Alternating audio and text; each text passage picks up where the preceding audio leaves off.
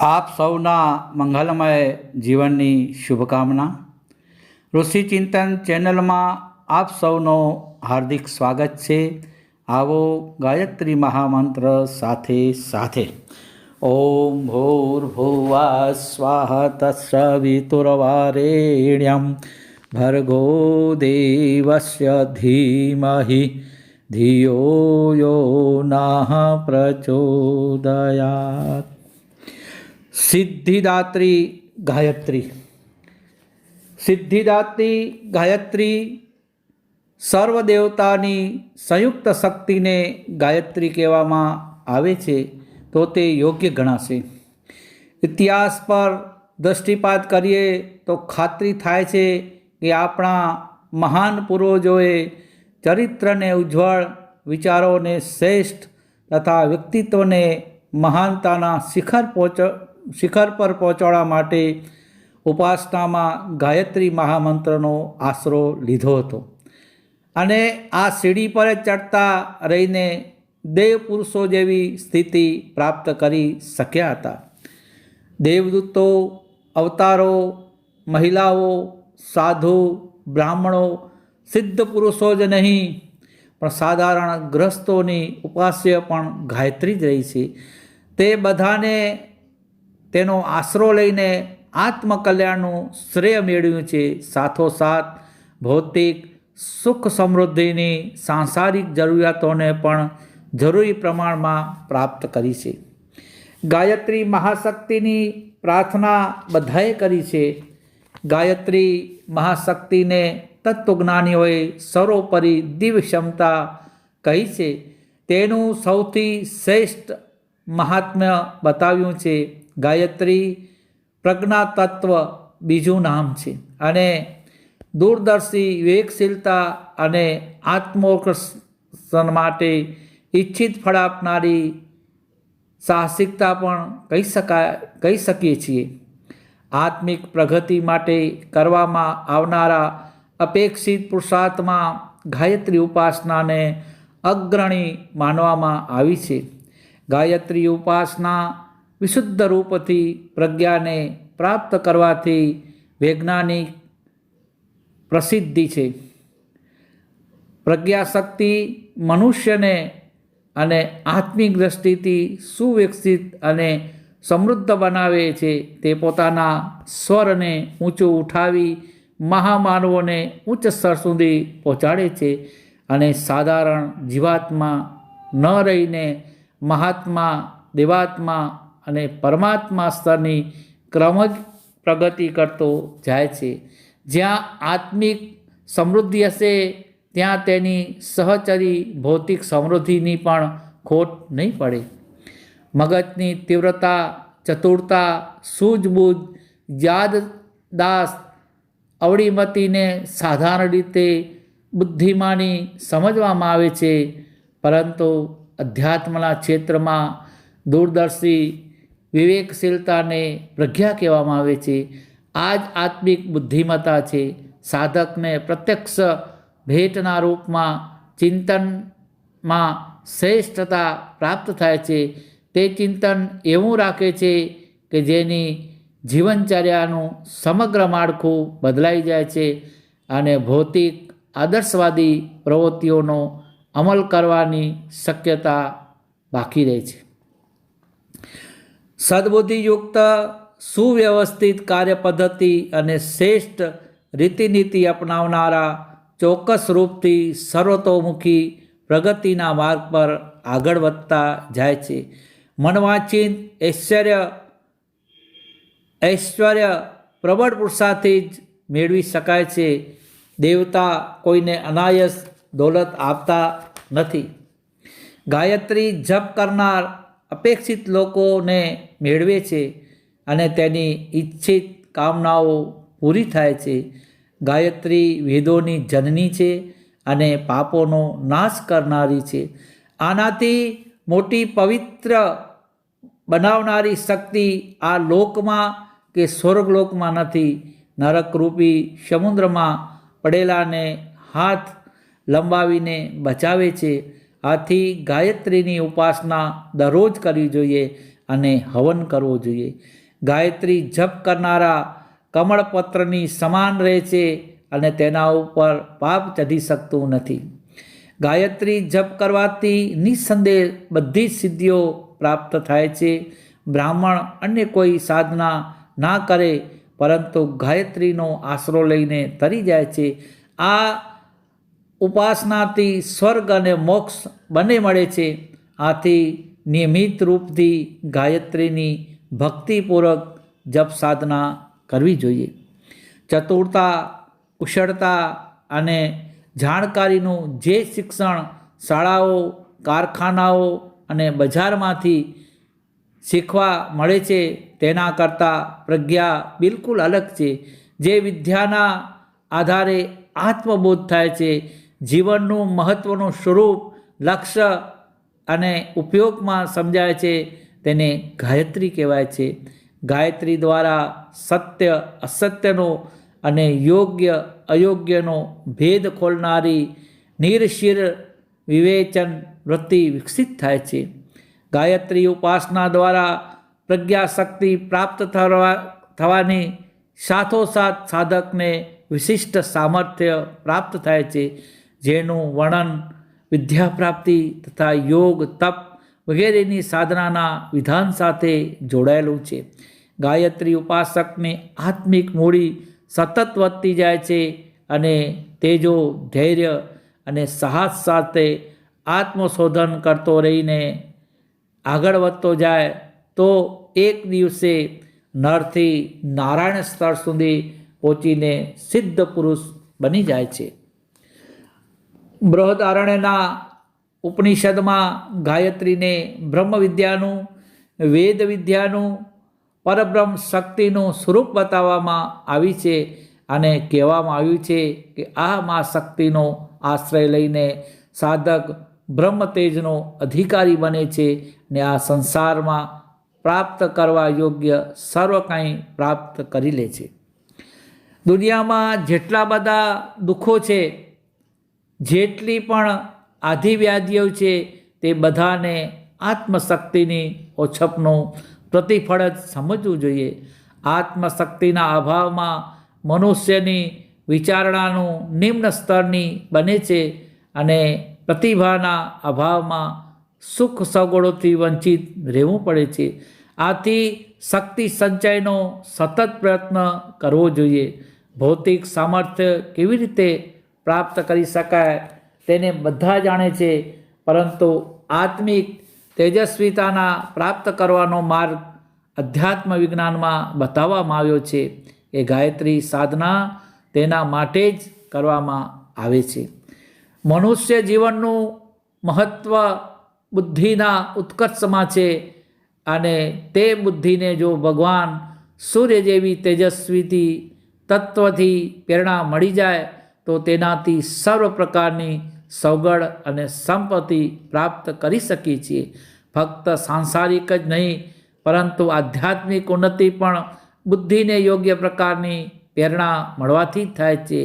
સ્વર્ગ, આત્મા, ઈશ્વર, પુનર્જન્મને ન માનનારા નાસ્તિક બુદ્ધિના આધાર પર પોતાનું વિવેચન કરે છે, અર્થાત બુદ્ધિનું મહત્ત્વ પણ તેમના માટે પણ અનિવાર્ય છે.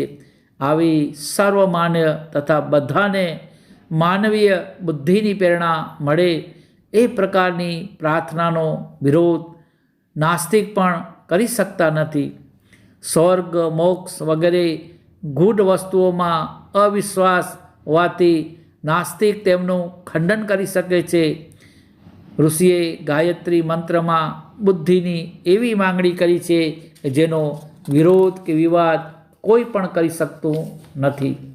નાસ્તિક યુગમાં પણ બુદ્ધિની શ્રેષ્ઠતાને જે પ્રકારે નિર્વાદ છે તે જ પ્રકારે સૂર્ય દેવતાની શ્રેષ્ઠતા પણ ત્રિકાળ બાધિત છે. સૂર્યને ભલે કોઈ દેવતા ન માને પરંતુ તેનો જાગૃત જીવન સાથે ઘનિષ્ઠ સંબંધ મારવો સર્વને અનિવાર્ય છે. 2 દિવસ વાદળો છવાયેલા રહે અને સૂર્યના દર્શન ન થાય તો વાતાવરણ દૂષિત બની જાય છે અને બીમારીઓ ફેલાય છે. આથી સૂર્યનું મહત્ત્વ સ્પષ્ટ છે. નાસ્તિકને પણ તેનો ઇનકાર કરી શકતા નથી. ગાયત્રી મંત્રનો પ્રભાવ અપવાદહીન હોવાથી એમાં શંકા થવી અશક્ય છે. મનુષ્ય જે વસ્તુનું ધ્યાન કરે છે તેવી જ તેની વૃત્તિ બની જાય છે. એ કુદરતનો સિદ્ધાંત છે. સૂર્ય ભગવાનના ભાસ્કર તેજનું અમે ધ્યાન ધરીએ છીએ એવો ગાયત્રી મંત્રના પ્રથમ ચરણમાં અર્થ છે. આવા તેજસ્વી પદાર્થનું ધ્યાન કરનારા સ્વયં તેજસ્વી બનશે. આમાં માનસશાસ્ત્ર દ્વારા સત્ય સાબિત થયેલ છે. સૂર્ય તેજસ્વીતાનું પ્રતીક છે. તે જ ગાયત્રી મંત્રના દેવતા છે. આ સર્વોચ્ચ દેવતાને ધ્યાનને માનવીય ઉન્નતિનું સાધન માનવામાં કોઈને પણ અડચણ ન પડવી જોઈએ. ગાયત્રી મંત્રના દેવતા આ રીતે સર્વને માટે પ્રશંસનીય છે. આજકાલ ગાયત્રી મંત્રના જપમાં એકાંતમાં કરવા જરૂરી બતાવાયા છે. સાધકો એકાંતમાં આ મંત્રના જપ એકલા કરે છે, પરંતુ મંત્રાર્થ પર ધ્યાન આપવાથી સત્ય વાત કંઈક જુદી જ માલુમ પડે છે. આ મંત્રમાં ધીમહી અમે ધ્યાન કરીએ છીએ અને ન એટલે અમારી આ બહુવચન પૂર્વક થતો પ્રયોગ આ મંત્રની સામૂહિકતા પર પ્રકાશ ફેંકે છે. વાસ્તવમાં જોવામાં આવે તો ગાયત્રી મંત્ર સામુદાયિકતા પ્રાર્થના મંત્ર છે. આ મંત્રના જપ એકલા કરવામાં આવે તો પણ નુકસાનકારક નથી. તે વેળાએ જપ કરતાએ પોતાની વ્યક્તિગત રૂપ ન માનીને સમાજનો એક ઘટક સમજીને જપ કરવા જોઈએ. માર્કંડેય ઋષિએ વજ્ર રાજાને નિશ્ચયપૂર્વક કહ્યું હતું કે ગાયત્રીના જપ શક્ય હોય તે રીતે કરવાથી મનુષ્યને પવિત્ર કરીને તેની સર્વ કામનાઓ સફળ કરે છે. પરંતુ વૈદિક રીતથી જપાનુષ્ઠાન કરનારાઓની બાબતમાં કહેવું જ શું? અર્થાત જીવન વ્યવસાયમાં ફસાયેલા માનવીએ પણ આ મંત્રનો લાભ લેવો જોઈએ. મોટી વિધિ વિધાન અને આડંબર કરવાથી જ ગાયત્રીનું ફળ મળે અને જેમ તેમ તપ કરવાથી પાપ થાય છે, આ સર્વમાન્ય લોકોમાં ફેલાયેલી ધારણા ખોટી છે. ગાયત્રી સાધના શિક્ષિત અને અશિક્ષિત સર્વને માટે સમાન રૂપથી ફળદાયી છે. આ યુગની સૌથી મોટી જરૂરિયાત બુદ્ધિ વિવેક છે. ગાયત્રી મંત્ર આ જ સામર્થ્યને વધારનાર હોવાથી બધા સ્તરના મનુષ્ય માટે તેની ઉપાસના ઉપયોગી અને જરૂરી છે. ગાયત્રી સનાતન અને અનાદિ મંત્ર છે. પુરાણોમાં કહેવામાં આવ્યું છે કે સૃષ્ટિકર્તા બ્રહ્માને આકાશવાણી દ્વારા ગાયત્રી મંત્ર પ્રાપ્ત થયો હતો અને તેની સાધના તપ કરવાથી તેમને સૃષ્ટિ નિર્માણની શક્તિ પ્રાપ્ત થઈ. ગાયત્રીના 4 ચરણોની વ્યાખ્યા સ્વરૂપે જ બ્રહ્માજીને 4 મુખથી 4 વેદોનું વર્ણન કર્યું. ગાયત્રીને વેદમાતા પણ કહેવાય છે. 4 વેદ ગાયત્રીની વ્યાખ્યા માત્ર છે. ગાયત્રીને સમજનાર વેદોને જાણવાનો લાભ મેળવે છે. ગાયત્રીના 24 અક્ષરમાં ખૂબ જ મહત્વપૂર્ણ શિક્ષણના પ્રતીકો છે. વેદ, શાસ્ત્ર, પુરાણ, ઉપનિષદ વગેરેમાં જે શિક્ષણ સમાયેલું છે તે બધાનો સાર આ 24 અક્ષરોમાં મોજૂદ છે. એને અપનાવીને મનુષ્ય વ્યક્તિગત તથા સામાજિક સુખ શાંતિ સંપૂર્ણપણે મેળવી શકે છે. ગાયત્રી, ગીતા, ગંગા અને ગાય આ ભારતીય સંસ્કૃતિની 4 આધારશિલાઓ છે. સર્વધર્મ ગ્રંથોમાં ગાયત્રીનો મહિમા એક સ્વરમાં ગવાયો છે. સર્વ ઋષિઓ અને મુનિઓએ મુક્ત કંઠથી ગાયત્રીના ગુણગાન ગાયા છે. ગીતામાં ભગવાન સ્વયં કહ્યું છે કે ગાયત્રી છંદસામ, અર્થાત ગાયત્રી મંત્ર હું સ્વયં જ છું. ગાયત્રીની ઉપાસનાથી સાથોસાથ અન્ય કોઈ ઉપાસના કરવામાં કોઈ નુકસાન નથી. સાચું તો તે છે અન્ય કોઈ પણ મંત્રના જપ કે દેવતાની ઉપાસના કરવાથી સફળતા ત્યારે જ મળે છે કે જ્યારે પહેલાં ગાયત્રી મંત્ર કે દેવતાને જાગૃત કરી દેવામાં આવે. ગાયત્રી સર્વ માટે સર્વશ્રેષ્ઠ મંત્ર છે. જે કાર્ય દુનિયામાં કોઈ અન્ય મંત્રથી થઈ શકે છે તે ગાયત્રીથી ખૂબ જ સરળતાથી થઈ શકે છે. આ સાધનામાં કોઈ ભૂલ થઈ જાય તો પણ કોઈનું અનિષ્ટ થતું નથી. આનાથી સરળ, ટૂંકી, શ્રમસાધ્ય અને શીઘ્ર ફળદાયક સાધના બીજી કોઈ નથી. ગાયત્રી સાધના દ્વારા આત્મા પર જામેલા મળનું આવરણ દૂર થાય છે. ત્યારે આત્માનું શુદ્ધ રૂપ પ્રગટ થાય છે અને અનેક રિદ્ધિ સિદ્ધિઓ પ્રાપ્ત થવા લાગે છે. જેમ દર્પણ સાફ કરી દેવાથી તેનો કચરો દૂર થાય છે, તે જ પ્રકારે ગાયત્રી સાધનાથી આત્મા નિર્મળ થઈને ઈશ્વરી ગુણો, સામર્થ્ય અને સિદ્ધિઓથી પરિપૂર્ણ બની જાય છે. આત્મકલ્યાણ માટે અનેક સાધનાઓ છે. તે બધાનું પોતપોતાનું મહત્ત્વ છે અને તેના પરિણામો પણ અલગ અલગ છે. સ્વાધ્યાયથી સન્માર્ગની જાણકારી મળે છે. સત્સંગથી સ્વભાવ અને સંસ્કાર બને છે. કથા સાંભળવાથી સદ્ભાવનાઓ જાગૃત થાય છે. તીર્થયાત્રાથી ભાવાંકુર બળવત્તર બને છે. કીર્તનથી એકાગ્રતાનો મહાવરો મળે છે. દાન પુણ્યથી સૌભાગ્યમાં વધારો થાય છે. પૂજા પાઠથી આસ્તિકતા વધે છે. આ રીતે આત્મકલ્યાણના બધા માધ્યમ ઋષિ મુનિઓએ ખૂબ જ સમજી વિચારીને પ્રચલિત કર્યા છે.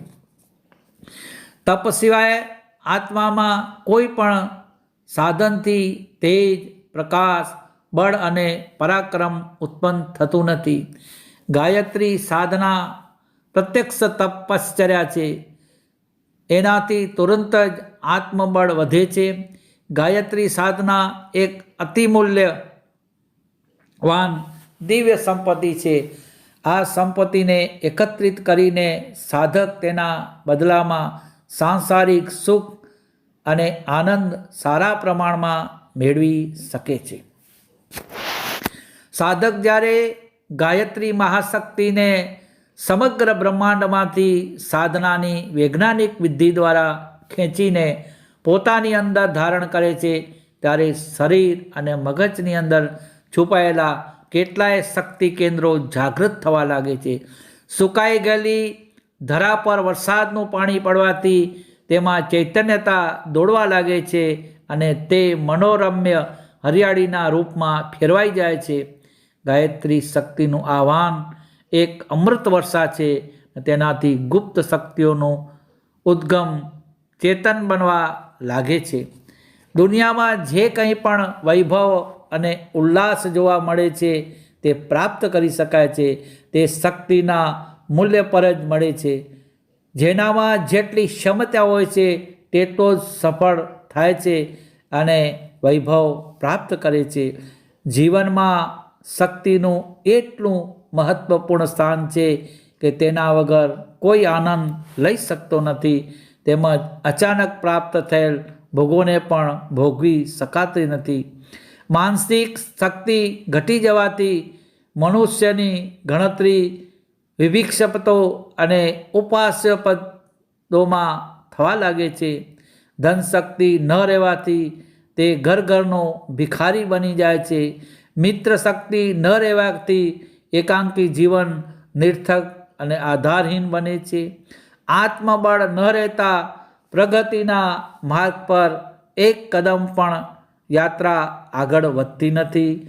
આત્મબળ વિનાના મનુષ્ય માટે જીવનના ઉદ્દેશ્યો પરિપૂર્ણ કરવા સર્વથા અશક્ય છે. ગાયત્રીને મંત્રનો રાજા કહેવામાં આવ્યો છે. જે કાર્યો સંસારના અન્ય કોઈ મંત્રથી થઈ શકે છે તે ગાયત્રી દ્વારા અવશ્ય થઈ શકે છે. લોકો પોતાના વિવિધ દુઃખોના નિવારણ માટે અનેક મંત્ર તંત્ર જપ સાધનો અને અનુષ્ઠાનોનો આશરો લે છે. પ્રાકૃતિક ચિકિત્સા વિજ્ઞાનને સમજનારાઓ જાણે છે કે શરીરમાં ઝેર કે વિકારનું ભરાઈ જવું નામ જ રોગ છે અને ઉપવાસ, ફળાહાર, એનીમા, માટી પાણીના ઉપચારો વગેરે દ્વારા દૂર થઈ જાય છે. પ્રાકૃતિક ચિકિત્સા દ્વારા બધા જ રોગોનું એક જ કારણ માને છે અને એક જ ચિકિત્સાથી તે બધા ઠીક થવાનું સાબિત કરે છે.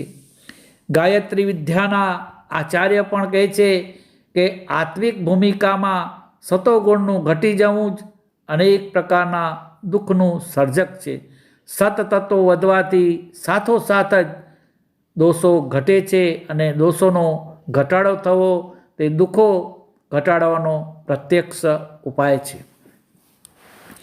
પાપો, બુરાઈઓ, કુટેવો, અસંયમ, અપ્યય, સ્વાર્થપરાયણતા, સંકુચિતા, દુર્બુદ્ધિથી સર્વ પ્રકારના દુઃખો ઉત્પન્ન થાય છે. ગાયત્રીથી જે સતોગુણી શક્તિ વધે છે તેના પરિણામ સ્વરૂપે અનેક પ્રકારના દુઃખ, ભય, શોક અને તકલીફ આપોઆપ શમી જાય છે. ગાયત્રીના ઉપાસકો તેમના અમુક દુઃખો દૂર થવાનો અનુભવ કરે છે. આ લાભ આકસ્મિક પ્રાપ્ત દેવી વરદાન જેવા જણાય છે, પરંતુ વાસ્તવમાં તેમની પાછળ એક વૈજ્ઞાનિક પ્રક્રિયા રહેલી છે કે બાહ્ય સુધારો થવાથી આંતરિક સુધારો થાય છે. જે ઓરડીમાં પહેલાં ગંદકી અને દુર્ગંધ રહેતી હતી ત્યારે તેને ધૃણા દ્રષ્ટિથી જોવામાં આવતી હતી, પરંતુ જ્યારે તેની સફાઈ કરીને અંતરના પીપ ભરી દેવામાં આવ્યા ત્યારે તેના પ્રત્યે બધાને આકર્ષણ થાય છે. ગાયત્રી સાધકના વિરોધી અને શત્રુને મિત્ર અને સમર્થક બનાવી દેવાય તો આશ્ચર્ય નથી. સત્વકર્મ પરાયણ, ધર્મસંગત, લોકસેવી, તપસ્વી જીવન વિતાવવામાં જે કષ્ટ પડે છે તેને આત્મબળયુક્ત મનુષ્ય કદી ગણતરીમાં લેતો નથી. ધર્મલાભની સાથે આટલું મામૂલી કષ્ટ પણ મળવું તેને ગુલાબની સાથે રહેનારા કાંટા સમાન સ્વાભાવિક જણાય છે. ગાયત્રી સાધનાનું પ્રત્યક્ષ પરિણામ સાત્વિક આત્મબળની અભિવૃદ્ધિ છે. સાત્વિક આત્મબળના 10 લક્ષણો છે: ઉત્સાહ, સતત પરિશ્રમ, કર્તવ્યપરાયણતા, સંયમ, મધુર સ્વભાવ, ધૈર્ય, નિશ્ચિંતા, ઉદારતા, અપરિગ્રહ, તત્વજ્ઞાન. જે કોઈ મનુષ્ય સાચી ગાયત્રી સાધના કરી રહ્યો હોય તો તેનામાં આ ગુણ અવશ્ય વધશે અને જેમ જેમ વધારો થતો જશે તેમ તેમ જીવનની મુશ્કેલીઓનું સમાધાન થતું જશે. જ્યારે સાધકનો આત્મા ગાયત્રી શક્તિથી પરિપૂર્ણ થઈ જાય છે ત્યારે કોઈ પણ પ્રકારનું કોઈ કષ્ટ, ખોટ કે દુઃખ રહેતું નથી. દુર્બળ અને જીર્ણ રોગોથી પીડાતા મનુષ્યને વેદ માતાના ખોળામાં પહોંચવાથી ઘણી શાંતિ મળતી જોવા મળે છે. શનિપાત, શીતળા, કોલેરા, પ્લેગ, ટાઇફોઇડ, ન્યુમોનિયા વગેરે મુશ્કેલ રોગોમાં ગાયત્રીએ સુદર્શન ચક્રની માફક રક્ષણ આપ્યું છે. ચિંતાઓના દબાણમાં જેમનું મગજ ફાટતું હોય છે તેમને નિશ્ચિંતા અને આત્મસંતોષનો શ્વાસ લેતા જોયા છે.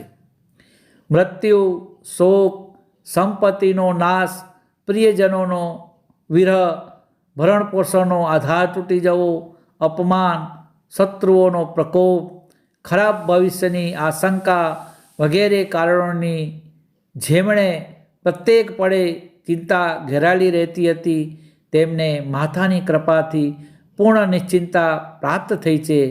તેમને આકસ્મિક સહાયતા મળે છે અને અંદરની પ્રેરણા દ્વારા કોઈ ઉપાય સૂઝ્યો છે કે અંતઃકરણમાં એવા વિવેક અને આત્મબળ પ્રગટ થયું છે, જેનાથી તેમણે આવશ્યક અને અટલ પ્રારબ્ધને હસતા હસતા વીરતાપૂર્વક સહન કર્યું છે.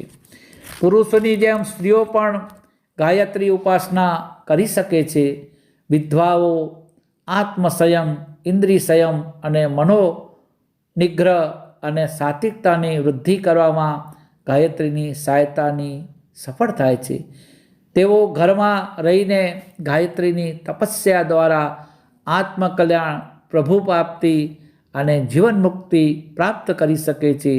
કુમારી કન્યાઓને ગાયત્રી સાધનાની અખંડ સૌભાગ્ય પ્રાપ્ત કરવામાં સહાયક થાય છે. સદ્ભાવોએ ગાયત્રી સાધના દ્વારા દાંપત્ય જીવનમાં પ્રેમ, ઘરમાં સુખ શાંતિ અને સમૃદ્ધિ તેમજ બાળકોનું કુશળક્ષેમ પ્રાપ્ત કરે છે. ગર્ભવતી સ્ત્રીઓ વેદ માતાની ઉપાસના કરીને સ્વસ્થ, તેજસ્વી, બુદ્ધિમાન, દીર્ઘજીવી અને ભાગ્યશાળી બાળકો પ્રાપ્ત કરે છે. ગ્રસ્ત, વિરક્ત સ્ત્રી, પુરુષ, બાળકો, વૃદ્ધા સર્વ પોતાની સ્થિતિ અને સગવડ મુજબ ગાયત્રી માતાનો આશરો લઈને પોતાની અંદર અને બહાર ફેલાયેલા અંધકારમાં પ્રકાશ ઉત્પન્ન કરી શકે છે. ગાયત્રી સદબુદ્ધિનો મંત્ર છે. આ મહામંત્રમાં કેટલીક એવી વિલક્ષણ શક્તિ છે કે જે ઉપાસના કરનારાના મગજ અને હૃદય ઉપર ખૂબ જ જલ્દીથી આશ્ચર્યકારક પ્રભાવ જન્મે છે. મનુષ્યના મનની અંદર સમાયેલ કામ, ક્રોધ, લોભ, મોહ, મદ, મત્સર, ચિંતા, ભય, શોક, ઈર્ષા, દ્વેષ, પાપ, કુવિચાર વગેરે ગમે તેટલા ઊંડા મૂળ જમાવીને બેઠા હોય, મનમાં તુરત જ હલચલ શરૂ થાય છે અને તેમનું ઉખેડવાનું, ઘટવાનું અને મટવાનું પ્રત્યક્ષ દેખાવા લાગે છે. દુનિયામાં સમગ્ર દુઃખોની જનની કુબુદ્ધિ જ છે. આ દુનિયામાં જેટલા પણ દુઃખી મનુષ્યો જોવા મળે છે, તેમના દુઃખોનું એક માત્ર કારણ તેમના આજના અથવા ભૂતકાળના કુવિચારો જ છે. પરમાત્માનો યુવરાજ મનુષ્ય દુઃખના માટે નહીં, પરંતુ પોતાના પિતાના આ પુણ્ય ઉપનરૂપી સંસારમાં આનંદ કે ખેડા કરવા માટે આવે છે.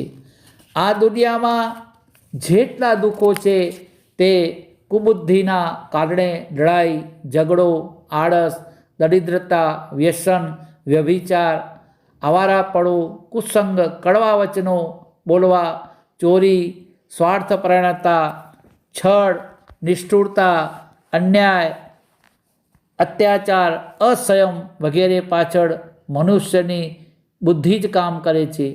આ કારણોથી રોગ, અભાવ, ચિંતા, ઝઘડા વગેરે જન્મે છે અને તેનાથી જ વિવિધ પ્રકારની પીડાઓ સહન કરવી પડે છે.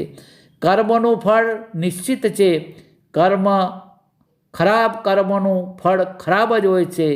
કુબુદ્ધિથી ખરાબ વિચારો જન્મે છે. એટલા માટે કુબુદ્ધિને પાપોની જનની કહેવામાં આવી છે.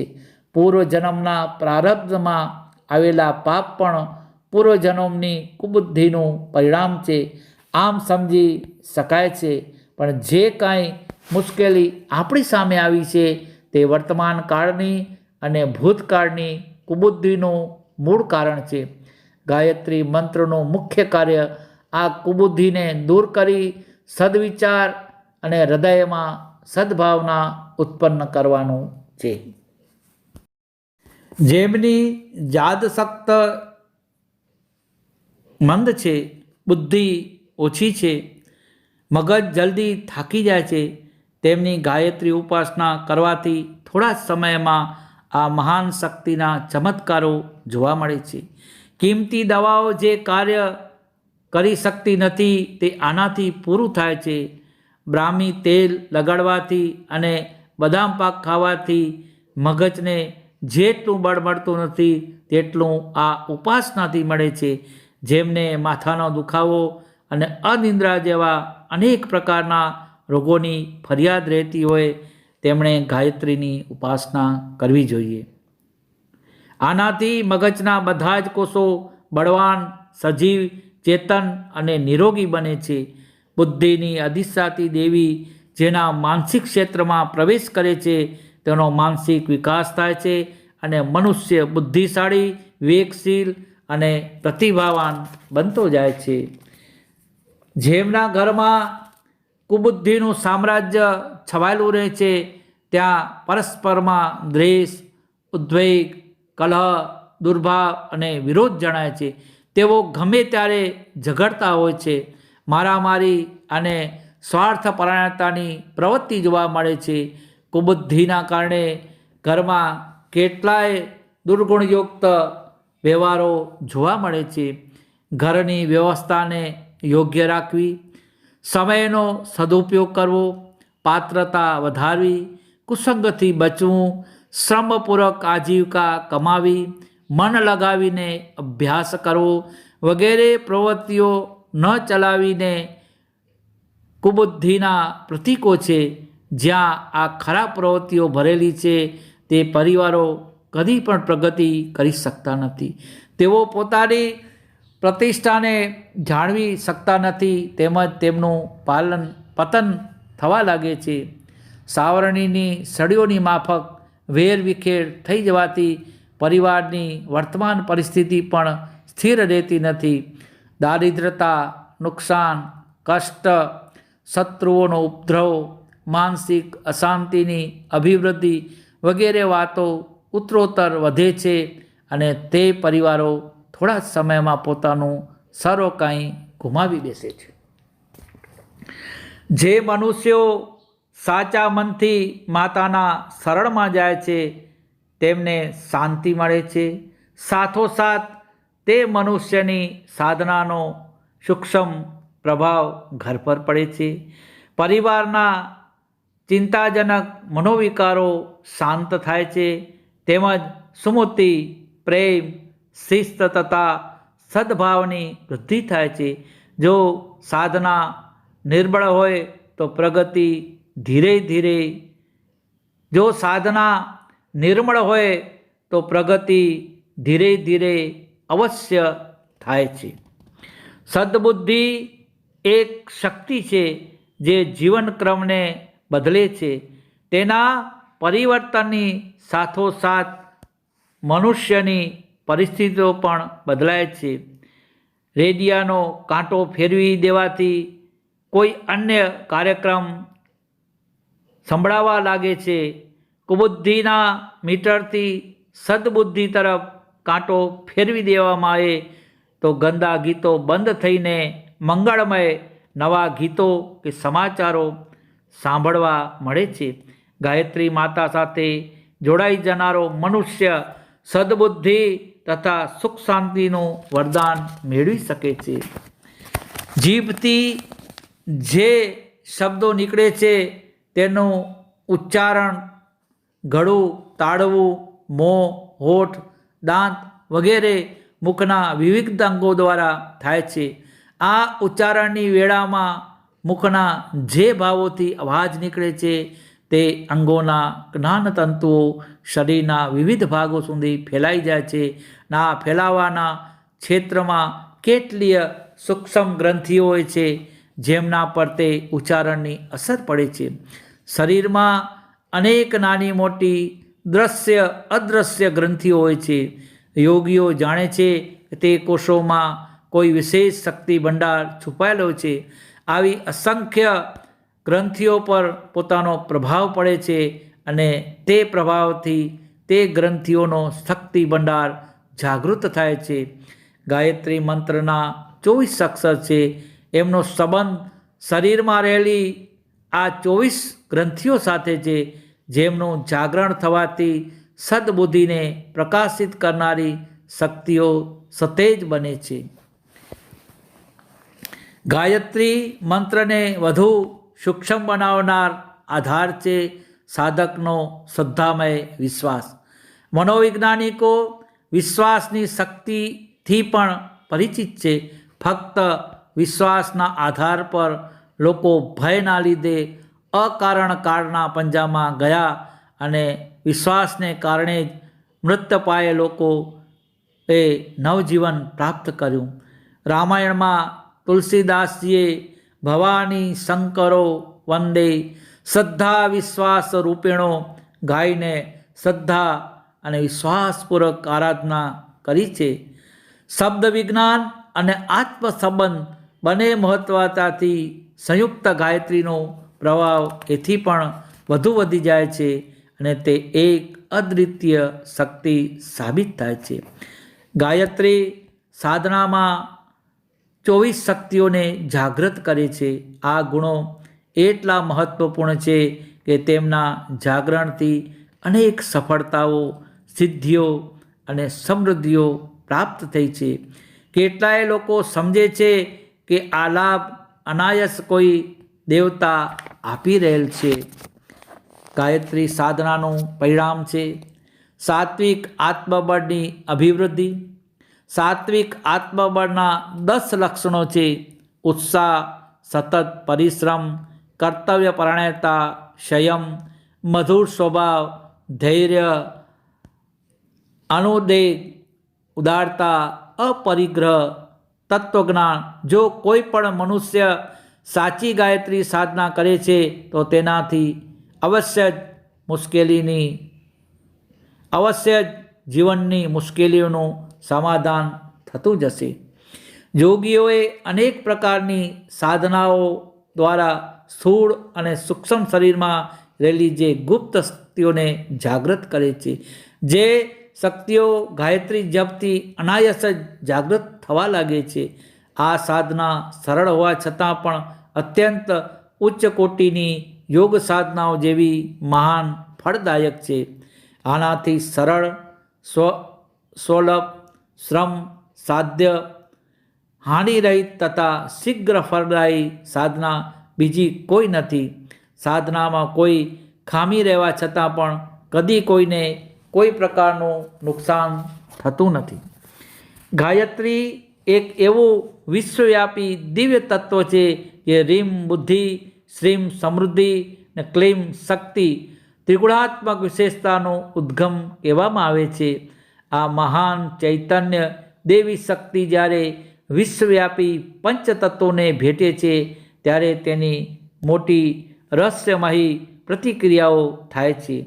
ઈશ્વરીય શક્તિ ગાયત્રીની પંચભૌતિક પ્રકૃતિ સાવિત્રીના સમિલિનમાં સમયે જે સ્થિતિ બને છે તેને ઋષિઓએ પોતાની સૂક્ષ્મ દિવ્ય દ્રષ્ટિથી જોઈને સાધના માટે મૂર્તિમાન કરી દીધી છે.